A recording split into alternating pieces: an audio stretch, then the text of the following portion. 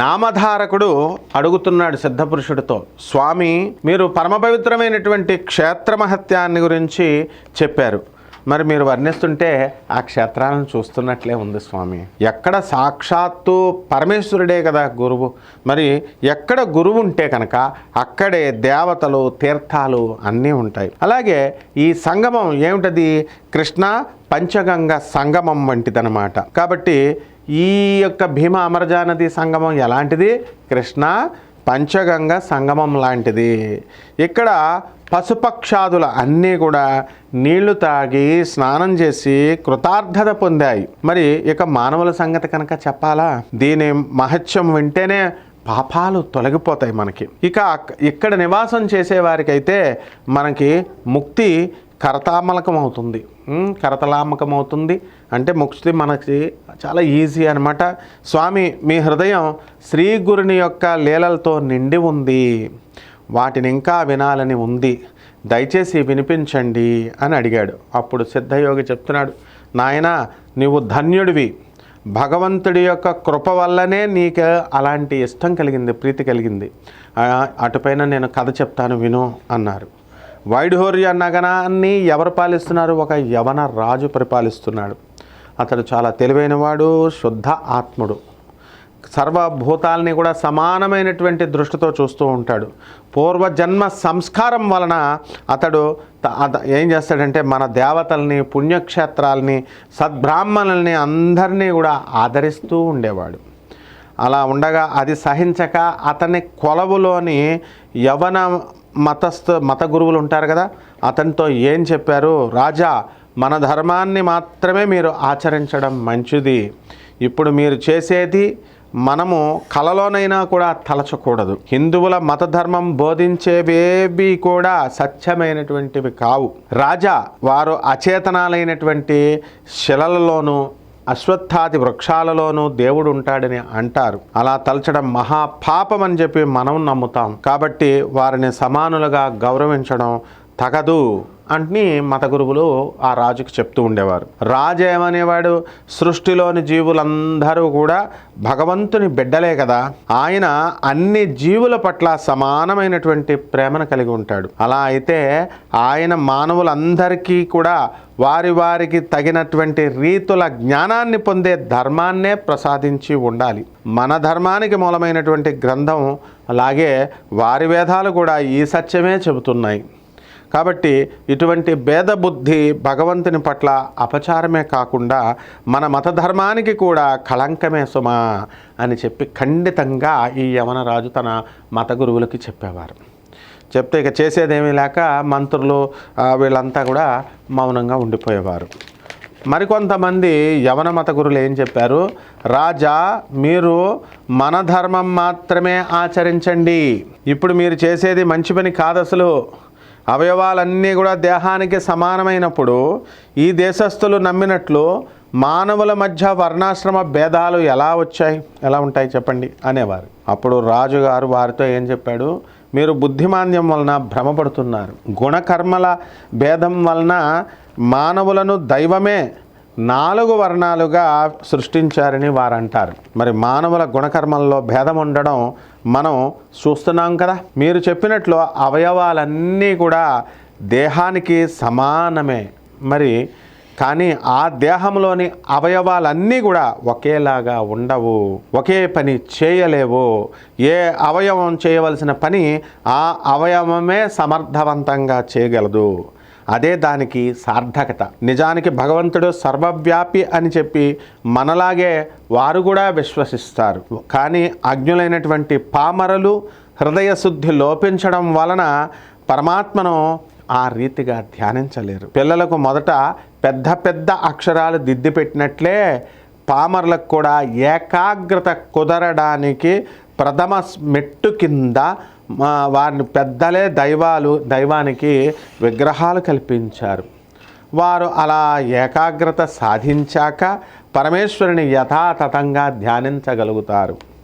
విగ్రహారాధన మందబుద్ధులకు ఒక సాధనమే కానీ ధ్యేయం కాదని వారి మతమే చెబుతుంది. దుమ్ము కప్పిన అద్దంలో మన ప్రతిబింబం సరిగ్గా కనిపించదు. శుద్ధమైనటువంటి అద్దంలో స్పష్టంగా కనిపిస్తుంది. అలాగే మలినమైనటువంటి మనస్సులో ఈశ్వర భావం కలగదు. ఎలాగైనా సరే ధ్యానం అభ్యసిస్తే ఆ మాలిన్యం తొలగిపోతుంది, తొలగిపోయి హృదయం పరిశుద్ధమవుతుంది. అందులోని భగవంతుని యొక్క ఉనికి మనకి తెలుస్తుంది.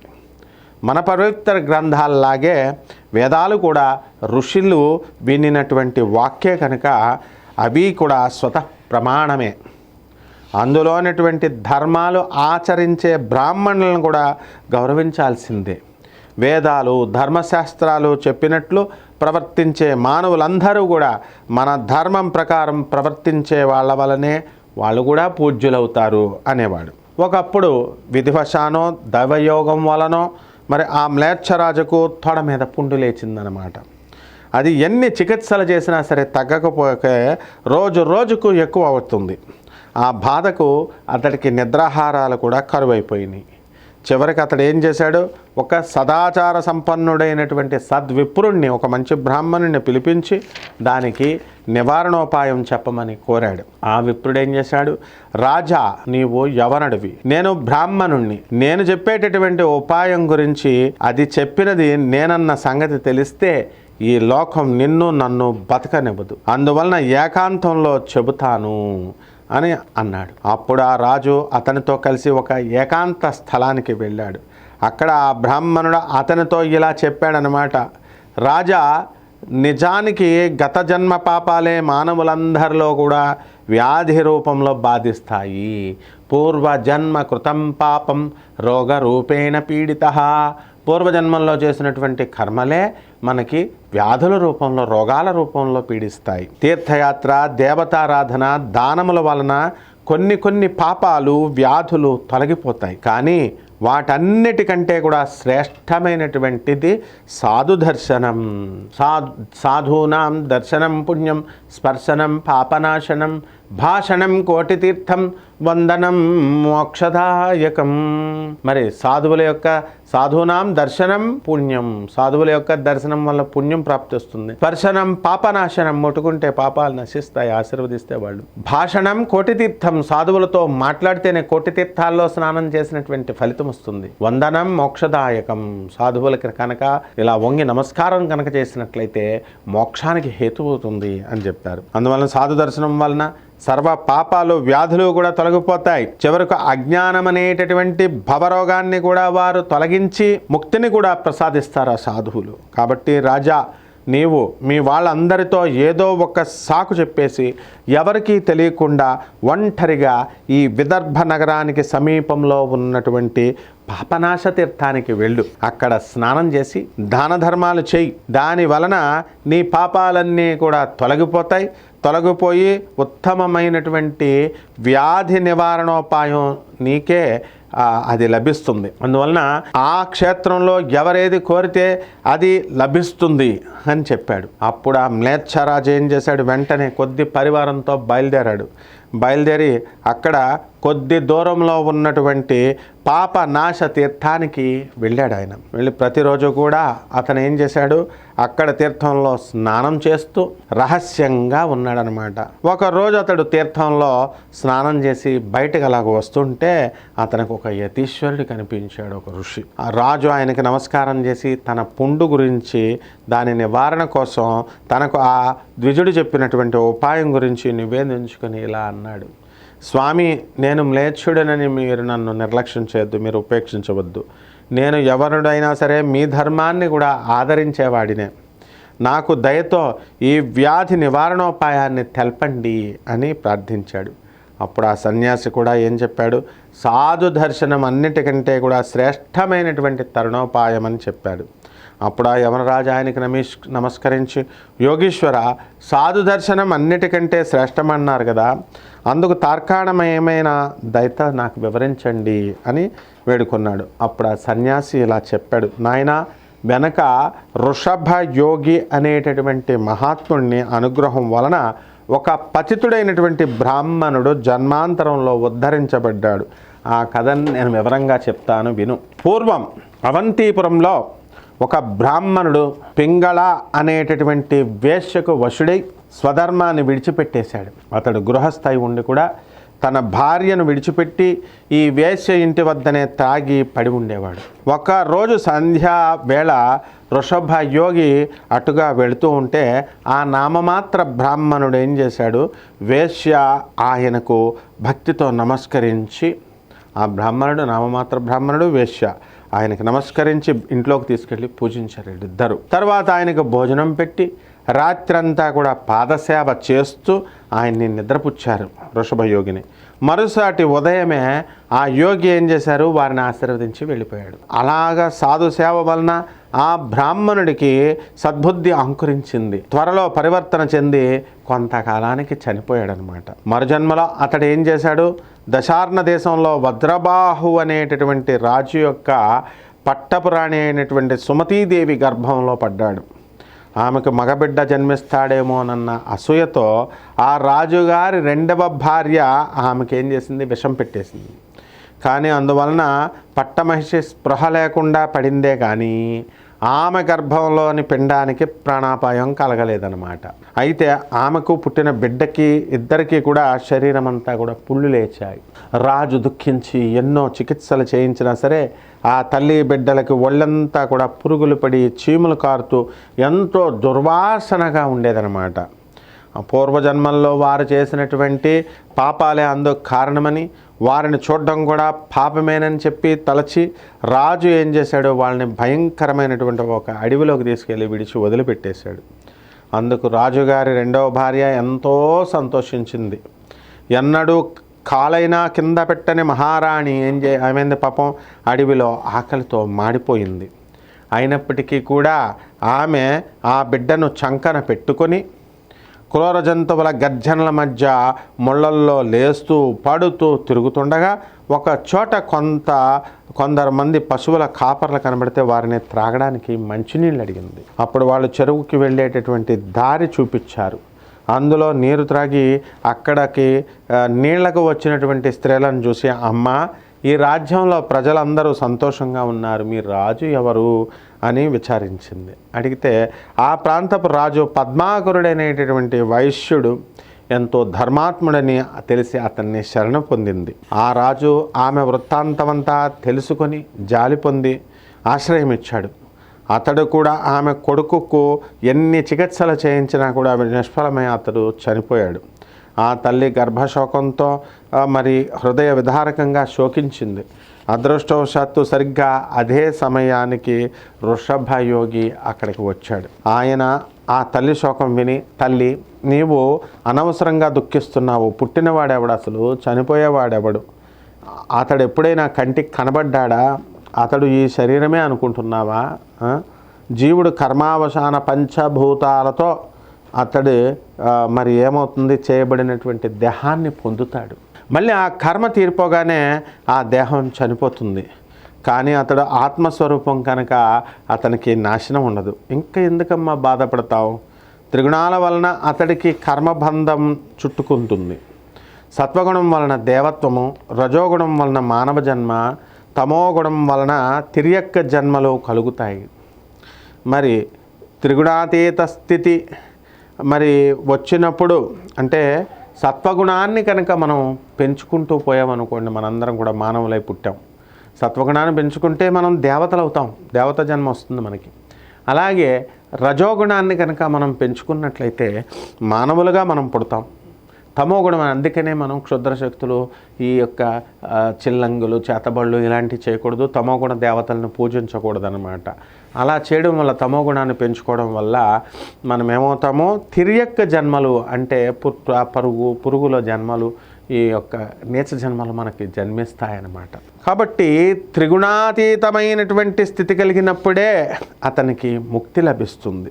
అలా జన్మించాక అతడు చేసిన కర్మలను అనుసరించి సుఖదుఖాలతో కూడినటువంటి జన్మ పరంపర కలుగుతుంది. అలా జన్మించిన వారందరూ కూడా ఎప్పటికైనా మరణించాల్సిందే.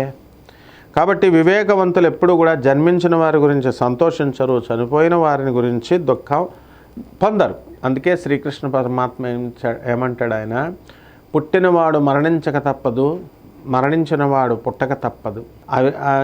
ఈ యొక్క రెండిట్ల వల్ల వచ్చినటువంటి దుఃఖము, దుఃఖపడినటువంటి వాడే స్థితప్రజ్ఞుడు అంటాడు. ఆ స్థితప్రజ్ఞత మనకి రావాలన్నమాట.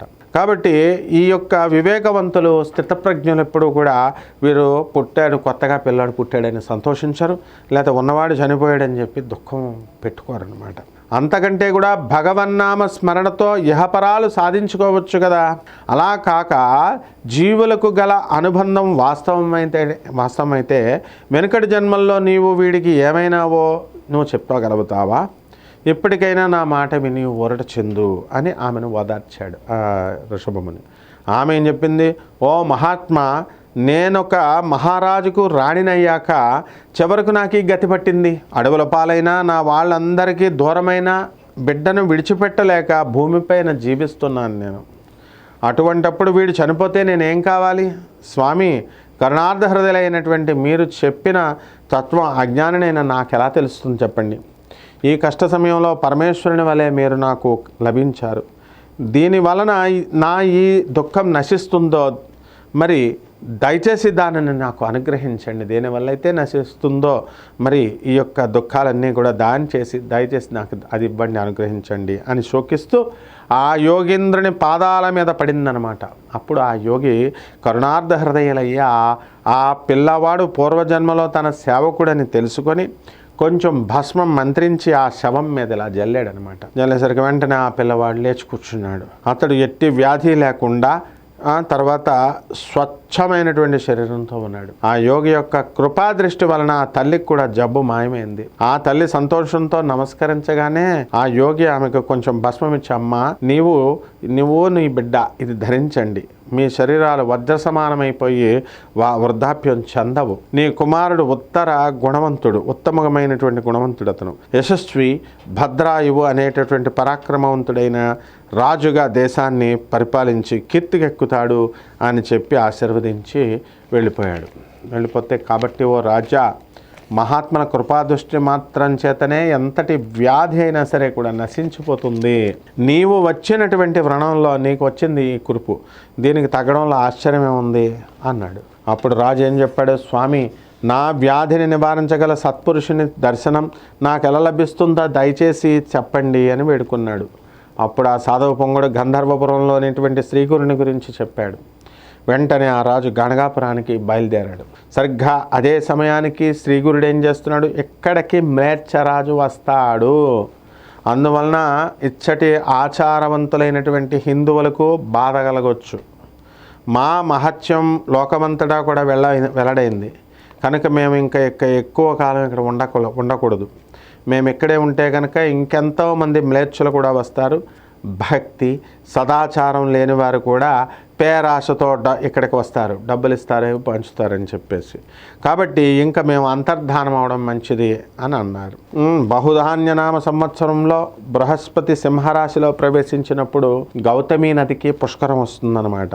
అప్పుడు ఆ నదిలో స్నానం చేయడానికని చెప్పి ఆ చోట విడిపోతాము అని చెప్పేసి నిర్ణయించుకున్నారు. ఒకరోజు ఆయన అచ్చటి భక్తులతో, ఇక్కడకు ఒక మ్లేచ్ఛరాజు రానున్నాడు కనుక మీరంతా మీ ఇళ్ళకి వెళ్ళిపోండి, మేము గౌతమి యాత్రకు బయలుదేరతాము అని అన్నారు. భక్తులు ఏమన్నారు? మహాత్మా, మీరు సాక్షాత్తు దత్తాత్రేయులే, మీరు మా అండనుండగా ఇక్కడకు ఎవ్వరు వచ్చినా కూడా మాకు ధర్మహాని కలగజాలదు. అలా ఉండాలని గురుభక్తి అంటే. కనుక మేము మీ సన్నిధి విడిచి ఎక్కడికి పోనవసరం లేదు అని చెప్పి ఒక్కరు కూడా కదలలేదు. కొద్ది సమయం అయ్యేసరికి ఆ యవన రాజు ఏం చేశాడు? గంధర్వపురానికి చేరాడు, గణగాపురం వచ్చాడు. అచ్చట వారిని ఇక్కడ సన్యాసి ఎక్కడున్నారు, దయచేసి ఆయన చూపండి అని ప్రార్థించారు. అతనిని చూసి యవనరాజు ఏం చేశాడు? అక్కడికి రాగలడని స్వామి చెప్పిన మాటలు స్మరించి భక్తులు కీడు శంకించి అతనికేమీ కూడా చెప్పడం లేదనమాట. చెప్పకపోతే వారి సంశయాన్ని గుర్తించినటువంటి రాజు అడిగాడు, అయ్యలారా, నేను కూడా అర్ధార్థినై స్వామి దర్శనానికి వచ్చినటువంటి ఆర్తుడిని, నేను కూడా మీలాగే ఒక బాధల్లో వచ్చాను. నేను సంశయించకుండా, నా మీద సందేహం లేకుండా వారు ఎక్కడున్నారో కొంచెం చెప్పండి అని వేడుకున్నారు. అతడు అలా పదే ప్రాధాయపడుతున్న మీదట శ్రీ గురుడు ఏం చేశాడు? అనుష్ఠానానికి అని చెప్పేసి సంగమానికి వెళ్ళారని, మధ్యాహ్నం మఠానికి తిరిగి రాగలరని ఆ భక్తులు చెప్పారు. కాబట్టి రాజు వెంటనే పల్లకి దిగి ఆ పరివారం అంతటినీ కూడా అక్కడ విడిచేసి తానొక్కడే త్వరగా సంగమానికి వెళ్ళి స్వామిని దర్శించి చేతులు కట్టుకొని దూరంగా నిలబడ్డాడు. శ్రీ గురుడు ఏం చేశాడు? ఓరీ సేవకుడా, ఎన్నాళ్లకు కనిపించావేమి అన్నాడు. ఆ మాట వినగానే స్వామి అతన్ని చూడగానే రాజుకు పూర్వజన్మ స్మృతి కలిగింది. అంటే సాధువుల దర్శనం వల్ల పూర్వజన్మ స్మృతి కలుగుతుంది. పూర్వజన్మ స్మృతి కలిగి ఆనంద బాష్పాలు కారుస్తూ నమస్కారం చేశాడు. అతని శరీరం అంతా కూడా రోమాంచితమైంది. ఆ యొక్క వెంట్రుకలన్నీ కూడా నెక్కబరుచుకున్నాయన్నమాట. అతడు ఏమేమో మాట్లాడబోయాడు, కానీ సంతోషంతో అతనికి నోట మాట పెగలడం లేదు. కొంతసేపటికి అతను తెప్పరిల్లి ఏం చేశాడు? ప్రభు, మీరు మా శ్రీపాద స్వామియే, నేను మీ సేవకుడైనటువంటి చాకల్నే. స్వామి, ఈ దీనుణ్ణి ఇంతకాలం ఉపేక్షించారేమిటి? మీ పాదసేవ విడిచి ఇంతకాలం నేను దూరంగా పడి ఉండేలా చేశారే. రాజ వైభవాల భ్రమలో చిక్కి మిమ్మల్ని మరిచిపోయి ఎంతకాలం గడిపాను. ఇన్నాళ్ళు మీ దర్శనమే లభించలేదు. చివరికి మీ ఎదుటకు వచ్చాక కూడా ఇది వరకు అంతగా సేవించుకున్న మీ పాదాలను గుర్తించలేకపోతున్నాను. అజ్ఞానం అనేటటువంటి మహాసముద్రంలో నన్ను ఇలా పడి ఉండడం మీకు న్యాయమా చెప్పండి? జరిగింది చాలు, ఇక నుండైనా మీ పాదాలు విడను, నన్ను ఉద్ధరించండి అని చెప్పి ఆయనకు నమస్కారం చేసుకున్నాడు. శ్రీగురుడు అఖిలాభీష్ట సిద్ధిరస్తు అని ఆశీర్వదించాడు. వెంటనే రాజు తనను బాధిస్తున్నటువంటి కురుపుని, వ్రణాన్ని తగ్గించమని వేడుకుంటే అప్పుడు స్వామి ఏం చేశాడు? ఏది రాని కురుపుని చూపించు అని అనగానే అతడు తన తొడ వెంక చూసుకుంటే ఆ కురుపు మటుమాయం అవడం చూసి ఆశ్చర్యపడిదేంటి, ఇప్పుడు దాకా కురుపు ఉండాలి కదా, మాయమైపోయిందంటనే భక్తితో ఆయనకు నమస్కారం చేశాడు. ఆ స్వామి గంభీర వదనలో ఏమన్నారు? ఏమిరా, నువ్వు కోరుకున్న రాజ్యభోగాలు తనుతీన అనుభవించావా, లేక ఇంకేమైనా కోరికలు మిగిలి ఉన్నాయా? బాగా ఆలోచించుకొని చెప్పు అని అన్నారు. అప్పుడు రాజు అన్నాడు, మీ దయ వలన సకల ఐశ్వర్యాలతో చాలా కాలం రాజ్యమేలాను. నాకు కొడుకులు మనవళ్ళు కూడా కలిగారు. నా మనస్సు పూర్తిగా తృప్తిపడింది. కానీ భక్తవత్సల, మీరు ప్రసాదించిన సంపదలు మీరు స్వయంగా చూడాలన్నటువంటి కోరిక ఒక్కటే మిగిలిపోయింది నాకు. ఆ ఒక్కటి తీరగానే నేను సర్వాన్ని కూడా విడిచేసి మీ పాదసేవ చేసుకుంటూ ఉంటాను, ఇక్కడే పడి ఉంటాను అన్నాడు. అప్పుడు స్వామివారు ఏం చెప్పారు? ఓరే సన్యాసులమైన మేము పాపభూయిష్టమైన నీ మ్లేచ్ఛ రాజ్యంలో అడుగు పెట్టకూడదు.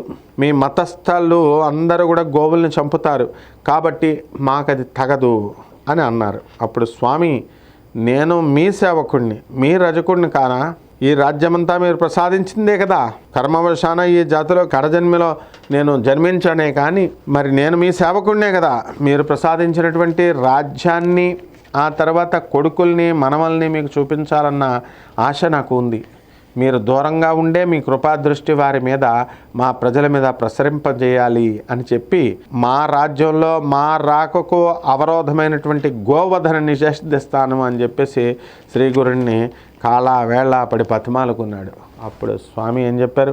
ఆహా, మా మహత్యం వెళ్ళవడం వలన నీచులు కూడా ఇంకెందరెందరో ఇక్కడికి వస్తారు.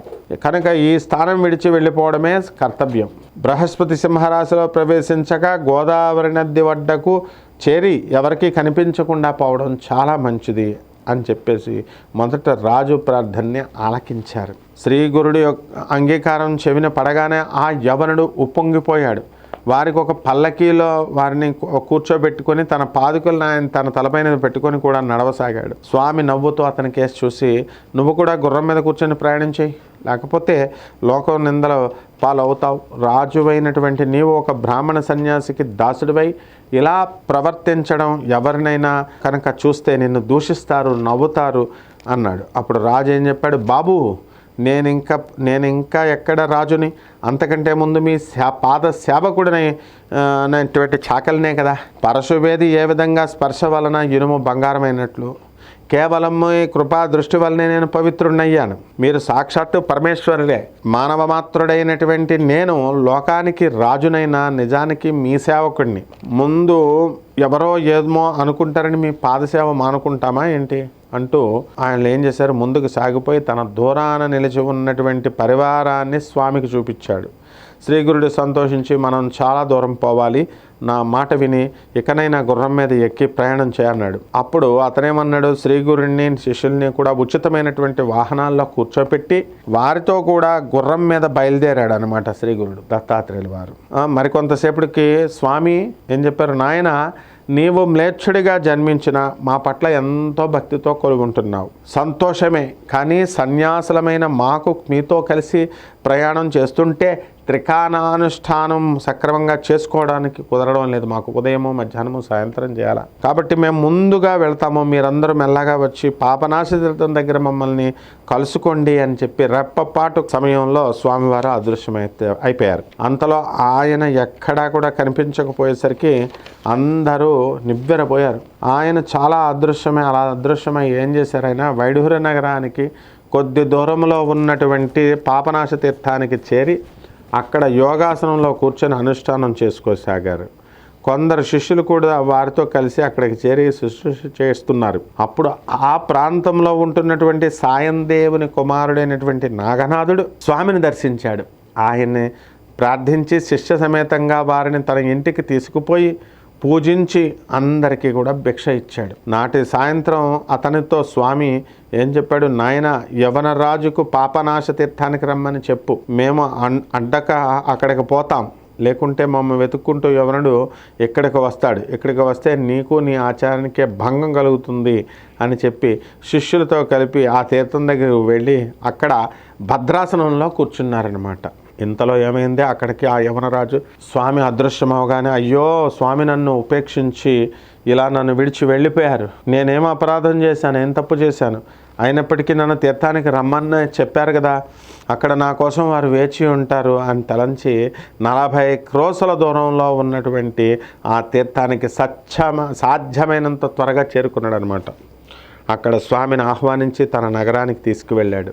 అక్కడ అతను మహావైభవంగా అలంకరించినటువంటి ఆ నగర వీధుల్లో స్వామిని, వారి శిష్యుల్ని ఆ వాహనాలపై దూసుకుపోతూ తాను మాత్రం కాలినడకన ఊరేగింపుతో వచ్చాడు. అతడు తన మతధర్మం విడిచి ఒక బ్రాహ్మణ సన్యాసికి దాసుడై మెలగడం చూసినటువంటి యవనులు అతన్ని అసహించుకున్నారు. నగరవాసులైనటువంటి బ్రాహ్మణులందరూ కూడా సంతోషించి సనాతన ధర్మాభిమాని అయినటువంటి అటువంటి రాజు లభించినందుకు పొంగిపోయారు. స్వామికి రాజు అడుగడుగున ఆరతులు ఇప్పించడం, మరి వింజామరలతో వీస్తుండడం, ఇవన్నీ చూసినటువంటి పురవాసులు స్వామిని చూచి ఈయనెవరో భగవద్ అవతారమే కానీ మానవ మాత్రులు కారు, లేకుంటే ఒక బ్రాహ్మణ సన్యాసికి ఒక యవన రాజు ఇలా చేసి ఉండడు అని అయినప్పటికీ కూడా ఈ దృశ్యం కూడా కలిగాల వైపరీత్యమే అనుకుని ఆశ్చర్యపోయారు. తర్వాత ఢక్క, మృదంగం మొదలైనటువంటి వాద్యాల ఘోషతోనూ, తర్వాత 100ల కొద్దీ ఏనుగులు గుర్రాలతోనూ ముందుకు సాగిపోతుండగా వంది మాగధులు ఎలుగెత్తి స్వామిని కీర్తిస్తుంటే ఆ అగరు ధూపాలు చిమ్ముకుంటూ మరి దారి పొడుగున లెక్కకు మించినటువంటి పుష్పాలని రత్నాలని కలుపుతూ చల్లుతూ స్వామిని ఆ రాజు నగర వీధుల గుండా తీసుకుపోయారు. చివరకు పల్లకినే రాజభవనం వద్ద దింపించి అందము స్వచ్ఛమైనటువంటి క్రొత్త వస్త్రాలు ధరించినటువంటి పరిచిన వారి వెంట వచ్చిన స్వామిని లోపలికి తీసుకొని పోయి స్వర్ణసింహాసనం మీద కూర్చుండబెట్టాడు. తర్వాత రాజు ఆయనకు సాష్టాంగ నమస్కారం చేసి ఒక వింజామరతో ఆయనకి వేస్తూ ఒక పక్కకు నుంచున్నాడు. అప్పుడు ఆ రాజు తన రాణుల్ని, అంతఃపుర కాంతల్ని, రాజకుమార్తెలు కుమార్తెల్ని రప్పించి వారి చేత స్వామికి పాదపూజ చేయించాడు. చేయిన తర్వాత చివరికి అతడు ఏమన్నాడు, స్వామి నేను జన్మతః హీనుడైనటువంటి నేను తమ కృప వలన ఈనాటికి కృతార్థుడనయ్యాను, నేను కోరుకున్నవన్నీ కూడా నెరవేరిపోతున్నాయి అని చెప్పి నమస్కారం చేశాడు. అతను చేసినటువంటి సపర్యలకు సంతోషించినటువంటి శ్రీగురుడు అందరికీ కూడా దీవించి ఇలా చెప్తాడు, ఓరి నీకు ఇంకేమైనా కోరవలసింది ఉంటే నిస్సంకోచంగా కోరుకో అని అన్నాడు. అప్పుడు ఆ రాజు తనకింకా నిరంతర గురుసేవ, పాదసేవ తప్ప, గురుపాద సేవ తప్ప వేరేమీ కూడా అక్కర్లేదని నిశ్చయంగా చెప్పాడు. స్వామి సంతోషించి, అలా అయితే ఈ రాజ్యభారం నీ కొడుకులకు అప్పగించి శ్రీశైలానికి వెళ్ళు, మేము కూడా అక్కడ వస్తాం, మేము కూడా గంధర్వపురంలో భక్తులకి చెప్పవలసింది చెప్పి అక్కడికి వస్తాం, నీవక్కడ మరలా మా దర్శనం అవుతుంది నీకు అని చెప్పి ఆదేశించారు. ఆయనతో ఎడబాటు సహించలేనటువంటి రాజు ఏమన్నాడు, స్వామి అలా అయితే ఒక నిరంతర గురుస్మరణ ప్రసాదించండి అని వేడుకున్నారు. శ్రీ గురుడు అతన్ని ఆశీర్వదించి తమ శిష్యులతో కలిసి గోదావరి యాత్ర చేయడానికి బయలుదేరారు. చివరకు వారందరూ కూడా ఆ నదిలో స్నానం చేసి భీమా అమరజ సంగమానికి చేరుకున్నారు. గంధర్వపురవాసులంతా కూడా పూజా ద్రవ్యాలు తీసుకొని ఎదురేగి, స్వామి మీరు ఇక్కడి నుంచి వెళ్ళినప్పటి నుంచి ఈ ఊరంతా కూడా అచేతనమైపోయింది. తిరిగి మీ రాక వలన మళ్ళా మాకు ప్రాణం వచ్చింది అని చెప్పి ఆయన స్తుతించి పూజించారు. అప్పుడు స్వాముల వారు చెప్పారు, బిడ్డలారా, మేము ఎక్కడికో వెళ్ళిపోయామని ఎన్నడూ అనుకోవద్దు. ఈ పురం మాకెంతో ప్రియమైనటువంటిది, ఇష్టమైనటువంటిది. ముందు ముందు దేశమంతా కూడా కలియుగ దోషాలన్నింటినీ కూడా ఆలయం కానున్నది. మరి ఈ యొక్క ముందు ముందు దేశమంతా కూడా కలియుగ దోషాలన్నింటికీ కూడా నిలయం కాబోతోంది మరి మన దేశం. కాబట్టి మేము శ్రీశైలం వెళ్ళాలనుకుంటున్నాం. అయినప్పటికీ కూడా భక్తులను రక్షించడం కోసం వాస్తవంగా గుప్త రూపంలో ఇక్కడే ఉంటాం. అలా గుప్తంగా ఉండడానికి కారణం రానున్నది కష్టకాలం. ధర్మం రోజు రోజుకి క్షీణించిపోతుంది. దుర్మార్గులు ప్రబలిపోతున్నారు, దుష్కర్మలు చేయబోతున్నారు. పూర్వజన్మ సంస్కారం వలన యోగ్యుడైనటువంటి ఆ మ్లేచ్ఛ రాజు మా అనుగ్రహానికి పాత్రులైనారని చెప్పేసి విని ఎంతోమంది ఇంకా మిగతా బ్రాహ్మలు హీనులు అక్కడికి వస్తారు. మా ప్రత్యక్ష సాన్నిధ్యం వలన వారికి కలగడం వల్లనే అందరికీ ఎంతో కీడు కలిగి జరుగుతుంది. కాబట్టి మా రూపాన్ని గుప్త చేయడం ఒక్కటే కర్తవ్యం అన్నారు. అది విని పురవాసులంతా కూడా ఎంతగానో బాధపడుతూ నిశ్చేష్టులైపోయి బొమ్మల్లాగా కూర్చున్నారు. ఆనాటి వరకు మానవాకారంలో కనిపిస్తున్నటువంటి ఆ త్రిమూర్తి అవతారము అటు తర్వాత తన స్థూల రూపాన్ని గుప్తపరిచినప్పటికీ కూడా ఈ గాణగాపురంలో సుస్థిరంగా ఉన్నారు సుమా. అందుకు నేనే సాక్షి. నేటికి కూడా ఈ గంధర్వ నగరంలో ఆయనను విశ్వాసంతో భజించినటువంటి వారి యొక్క కోరికలన్నీ కూడా తీరిపోయినాయి. ఇతర యుగాలలో ఎన్ని వేల సంవత్సరాలు తపస్సు చేసినా కూడా ఫలించినటువంటి ఈ దత్తమూర్తి ఇప్పుడు భక్తుల పాలిట కల్పవృక్షమై ఇక్కడ నిలిచారు.